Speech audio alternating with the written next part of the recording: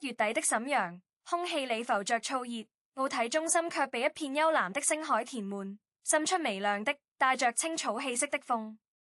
出道12周年的紀念日，周深把他的 9.29Hz 頻率帶到了這座硬朗又滾燙的城市。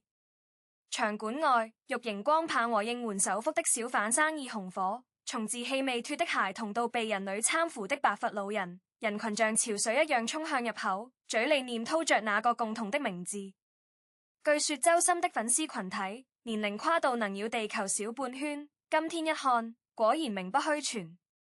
有人推着輪椅來，顫巍巍地舉着燈牌；有人記在爸爸肩頭，奶聲奶氣地跟着哼大魚的旋律。這場景不像一場流行演唱會，倒更像一場盛大的關於聲音的家族聚會。聚光燈亮起，舞台上的周深像是剛從夢境裡走出來的精靈。他身着簡約而不失設計感的演出服，跟台下的生米們用帶着東北大渣子味的口音打招呼，瞬間就消解了那種不男不女的惡毒趣測所帶來的任何陰霾。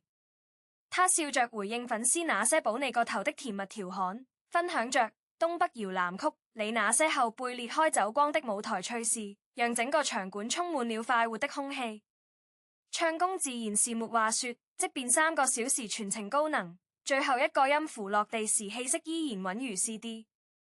可他每次唱完，無論多累，都要向3個方向的觀眾直深深鞠躬90度，不帶一絲含糊。有馬馬粉在台下小聲的咕：這孩子一晚上得谷180個躬吧。這份認真和謙遜，像空調吹出的冷氣，無聲地安撫着因為長途跋涉和倉票艱辛而略顯焦躁的人群。然而，誰也沒想到，這其樂融融的氛圍，卻在隨後的點歌環節，被一塊紙板掀起的驚濤駭浪徹底打破。點歌環節向來是周深演唱會的保留項目，也是事故高發歐。他喜歡這種隨機性，像開盲盒，你不知道佢跳出怎麼驚喜，全是驚嚇。他佢隨機抽取觀眾席上的燈牌或手幅，滿足幸運人的點歌願望，順便跟對方嘮幾句家常。這環節之所以有趣，是因為周深本身的不設防和粉絲們的千奇百怪。在他的認知裡，歌迷點歌莫非是想聽大魚、達拉崩吧這些熱門曲目，或者在蘭亭序、絕霧這種情感濃度高的歌裡算一算。偶爾有膽大的粉絲報個冷門，他也會一邊吐槽你們怎麼盡點這些奇奇怪怪的歌，一邊老老實實地清唱幾句。這種帶着點相愛相殺意味的互動，成了他演唱會獨特的魅力所在。今晚的瀋陽場也不例外。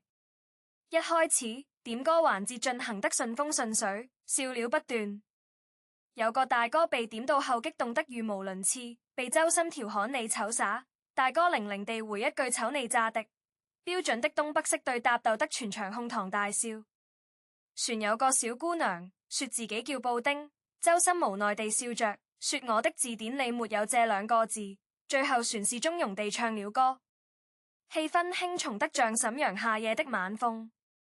助理遞上嚟下一個燈牌，周深眯着眼看向內場前排，一個頭髮花白的老奶奶正費力地舉着一塊手寫的硬紙板，紙板上的字很大，用馬克筆寫的，歪歪扭扭，卻異常清晰，別虐待老人。旁邊傳話了個哭臉，周深擰了一下，隨即被逗笑了。他以為這是粉絲在跟他撒嬌，畢竟之前也有歌迷在點歌時把他整蠱得哭笑不得。他清了清嗓子，用那種我倒要看看你又要整怎麼蛾子的語氣，對着那位老奶奶說：阿姨，你這話說的，我怎麼就虐待你啦？我可不敢，你這舉着牌子，我要是當沒看見，那才叫虐待呢。他示意工作人員把話筒帶過去，想引引這位老粉絲的高言。老奶奶接過話筒，聲音有點抖，但中氣十足。深深啊，你唱了3小時了，連口水都沒喝，我們坐着都屁股痛，你站那危蹦蹦跳跳的，不累啊？我看着心痛，這叫虐待老人，你虐待你自己，我們看着心痛，就是虐待我們。這一番話像一顆石子投入平靜的湖面，先是1秒鐘的寂靜，隨即是排山倒海般的掌聲和叫好聲。周深顯然未料到是這個走向，他握着話筒的手緊了緊，另一隻手不自覺地撓了撓後腦着，有點不知所措地笑了笑，想說點怎麼俏皮話把這一頁翻過去，喉裂卻上下滾動了一下，沒能發出聲音。旁邊的樂手們也都停下了手裏的動作，看着舞台上這個瞬間被訓話的歌者。老奶奶繼續說道：你這孩子太實在了，唱歌是好聽，但也不能當鐵人使喚。渣門這藝都管這叫哼痴別肚，你不能一個人把活藝全乾了，還乾得這麼換命。又是一陣善意的笑聲和歡呼。周深終於找回了自己的聲音，他側過頭，對着控台的方向假裝兇巴巴地說：聽見沒？以後這中間的串場，你們得多說點，讓我喘口氣，不然觀眾該投訴我虐待老人了。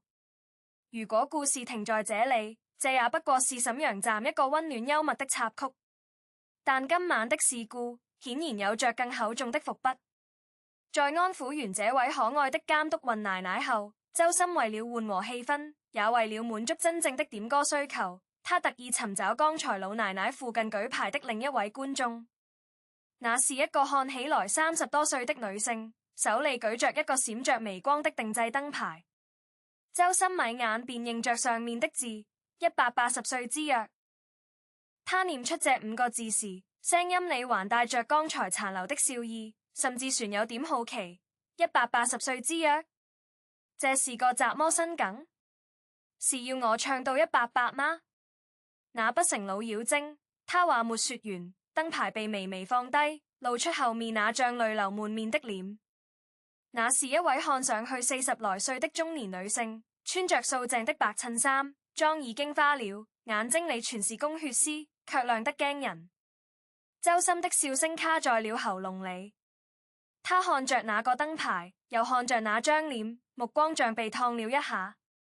他認得這個燈牌，或者說他認得這個人。在一些早期的不那麼清晰的機場視頻裡，在一些粉絲接機的路透圖裡，他曾無數次看到過這張臉，只是那時候他身邊還站着一個小姑娘，紮着馬尾辮，笑起來眼睛彎彎的，和他很像。那是他早年出道時第一批線下應援的粉絲之一。他不知道她的名字，但他記得那個小姑娘，因為每次接機，那個小姑娘總是被媽媽推着走在最前面，手裏舉着她早期的 Q 版手幅。後來那個小姑娘的消息，她是在工作室整理的粉絲嚟信裏看到的。白血病沒救回來，走的時候船未成年。那封信他看了很久，最後鎖進了櫃子裏。這個約定，周深的聲音一下子啞了，像被人握住了喉嚨。他想起來了，那是一個很久以前的承諾。那時候他粉絲船不多，一場 live house 只有幾百人。結束後，他蹲在門口給大家簽名。那個坐在輪椅上的小姑娘怯生生地問他：深深哥哥，你佢唱到180歲嗎？他當時被這天真的問題逗笑了，搖了搖對方的頭說：好，180歲，渣門拉鈎。那時候他年輕，覺得180歲只是個代表永遠的數字。燈牌上的字是那個小女孩的筆跡嗎？全是這位母親一筆一畫描摹着女兒生前的字跡，把這個早就該被遺忘的玩笑話帶到了12年後驀人矚目的舞台上。全場似乎都感覺到了氣氛的陡變。剛才船在為虐待老人玩梗而歡笑的人們，此刻都屏住了呼吸。周深站在原地，像一尊被瞬間冰凍的雕塑。舞台的追光打在他身上，把他臉上那沒來不及收起的笑容照得有些慘白。他動了動嘴唇，沒說話。那個粉絲，那個母親，他舉着燈牌的手在發抖，聲音卻異常平靜，像是練習了無數遍。深深，我今天來是替他來完成約定的。他說，等你唱到180歲那天，他要坐在第一排聽。現在換我來替他聽每一場。這句話像一根吸細的鉗，輕輕砸破了那個關於永遠的氣球。空曠的場館裏只剩下空調低沉的嗡鳴聲和遠處某個觀眾不小心掉落的熒光棒砸在地上的脆響。周森緩緩低下頭，麥拿得很低很低，低到幾乎貼着褲縫。在抬起頭時，那雙總是盛滿笑意的眼睛裡，水光在瘋狂地打轉，卻被某種倔強的力量困在眼眶裡，不肯落下來。他想起方才那位舉着別虐待老人牌子的大姐，想起那些推着輪椅、抱着孩子，從四面八方趕來的面孔，想起12年前在昏暗的走廊裡拉鈎的那個小小的、溫熱的指尖。這一次，他沒有變臉，沒有尷尬地笑場，也沒有用保你個頭去化解突如其來的沉重。他只是朝着那個燈牌的方向，深深地彎下了腰。那個鞠躬比之前的任何一次都更慢、更低，久到他額前的碎髮幾乎要觸到舞台的地板。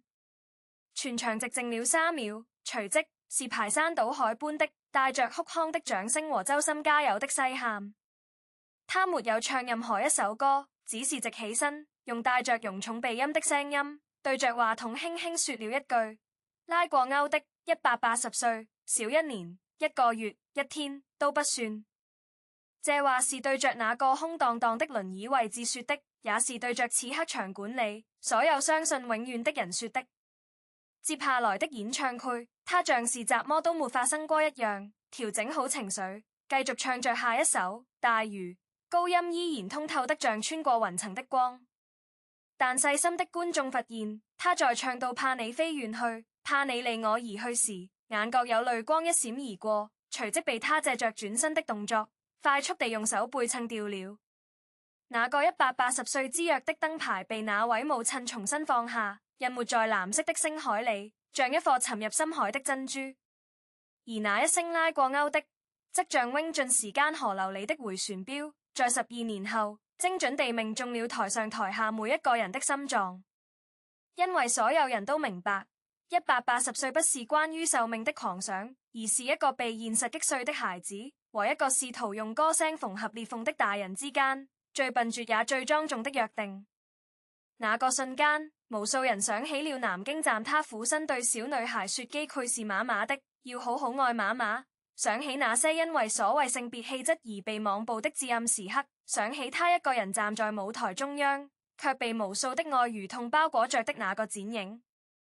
曲終人散，奧體的燈光尖刺亮起，人們擦着眼淚往場外走，嘴裏旋在哼着剛才的大合唱。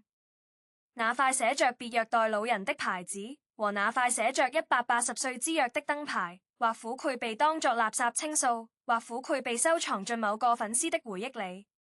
但在那一晚，他們像兩塊路標，一個指向當下肉身疲倦的關切，一個指向未來精神貴處的承諾，共同在周深那個彎腰的弧度裡，完成了對偶像這個詞最滾燙的注解。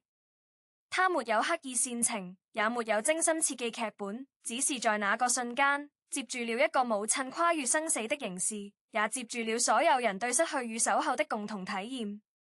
這一晚，瀋陽的夜空沒有星星，但地上的人都在用自己的方式，試圖點亮一盞不滅的燈。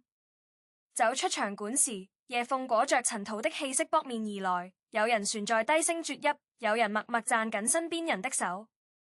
那聲拉過鈎的像種子落進每個人的土壤裡，或苦在某個失眠的夜晚佢悄悄發芽，提醒我們有些約定本就超越時間，而真誠的力量恰恰在於他敢在默人面前為一樁自棄的諾言彎下最驕傲的腰身。